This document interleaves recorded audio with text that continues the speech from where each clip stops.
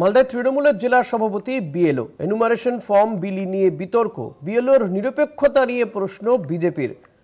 মালদায় তৃণমূলের জেলা সভাপতি তিনি বিএলও নিরপেক্ষতা নিয়ে প্রশ্ন তুলেছে বিজেপি। নির্বাচন কমিশনে অভিযোগ দায়ের করেছে ইতিমধ্যেই বিজেপির পক্ষ থেকে। নির্বাচন কমিশনে অভিযোগ দায়ের করা হয়েছে। মালদায় তৃণমূলের জেলা সভাপতি তিনি বিএলও এনুমারেশন ফর্ম বিলি নিয়ে বিতর্ক, বিএলওর বিরুদ্ধে অভিযোগ। পরিতোষ রয়েছেন আমার সঙ্গে টেলিফোনে। পরিতোষ, কি জানা যাচ্ছে এক্ষেত্রে বিজেপির ঠিক কি অভিযোগ এবং তৃণমূলের জেলা সভাপতি তারই বা কি বক্তব্যের ক্ষেত্রে?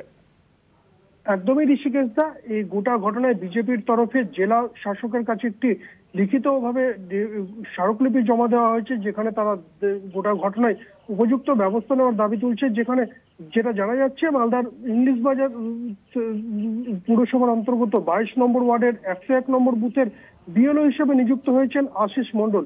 এই আশিস মণ্ডল হচ্ছে তৃণমূলের যে মাধ্যমিক শিক্ষক সমিতি রয়েছে সেই সমিতির জেলা সভাপতি। যদিও এই গোটা ঘটনায় ওই আশিস মণ্ডল তিনি যেটা দাবি করছেন, তিনি আগস্ট মাসে বিএলও হিসাবে নিযুক্ত হয়েছিলেন, কিন্তু চলতি মাসে মালদা জেলার যে মাধ্যমিক শিক্ষক সমিতির জেলা সভাপতির যে দায়িত্বভার তাকে চলতি মাসের 8 তারিখে দেওয়া হয়েছে।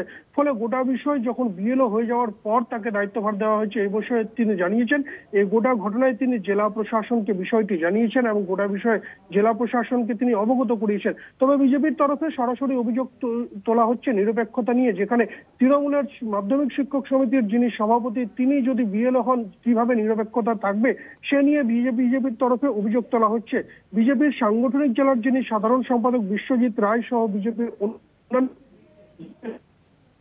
একটি স্মারকলিপি জমা করেছেন এবং গোটা ঘটনায় তাকে বিএলও পদ থেকে সরিয়ে দেওয়ার জন্য একটা দাবি তোলা হয়েছে।